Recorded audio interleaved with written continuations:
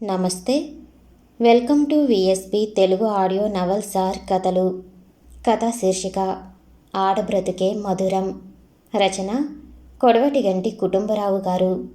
చదువుతున్నది ధనలక్ష్మి.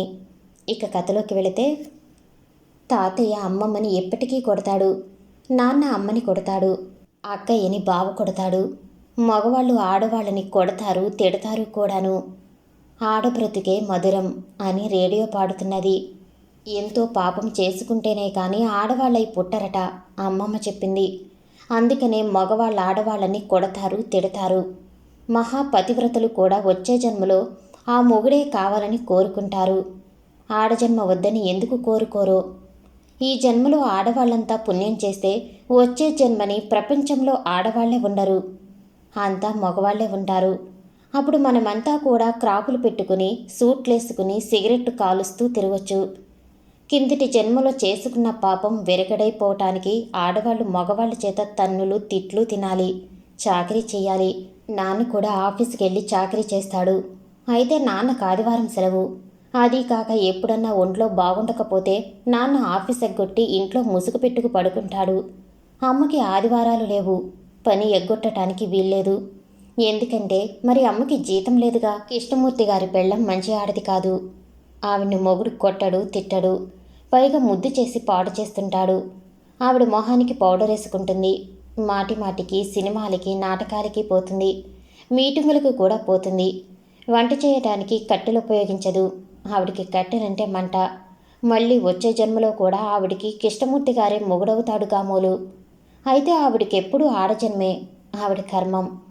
ఆడవాళ్ళు చదువుకోరాదు, చదువుకున్నా పెళ్ళైపోగానే మానాలి.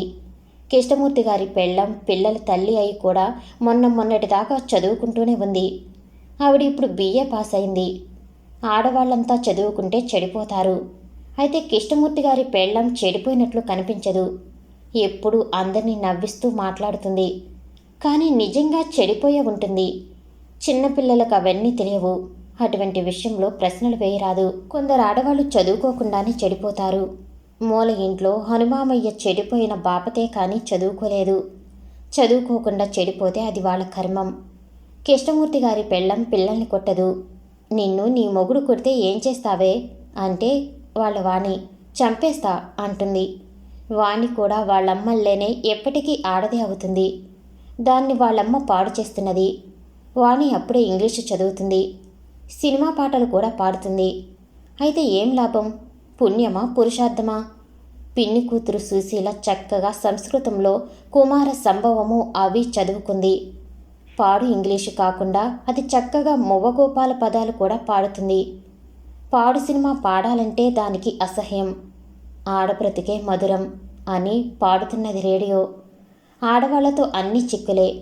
అమ్మ ఎడంగా ఉన్నప్పుడు నాన్న చేసే అల్లరి అంతా ఇంతా కాదు, తెగ గొనుక్కుంటాడు. ఆడవాళ్ళకు అన్నీ బాధలే. పిల్లల్ని కన్నప్పుడు చచ్చినంత పని అవుతుంది. బోలెడు డబ్బు ఖర్చు. ఆడవాళ్ళతో అంతా ఖర్చే. ఒక చీర ఖరీదు పెడితే 4 దోవతులొస్తాయి. పిల్లల్ని కని కొంతమంది ఆడవాళ్ళు చచ్చిపోతారు. ముతైదు చావు చావటం ఎంతో పుణ్యం. వాళ్ళు మొగాళ్ళై పుడతారేమో. వెంకట సుబ్బమ్మ అవ్వగారు వచ్చే జన్మలో మగవాడై పుడుతుంది. ఆవిడ కొడుకు స్వాముల వారై పోయినాడు.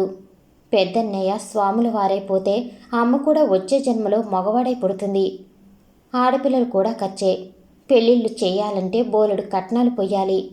అందరినీ పిలిచి భోజనాలు పెట్టాలి. అప్పుడు వాళ్ళంతా వచ్చి మర్యాద సరిగా జరగలేదని తిట్టిపోతారు.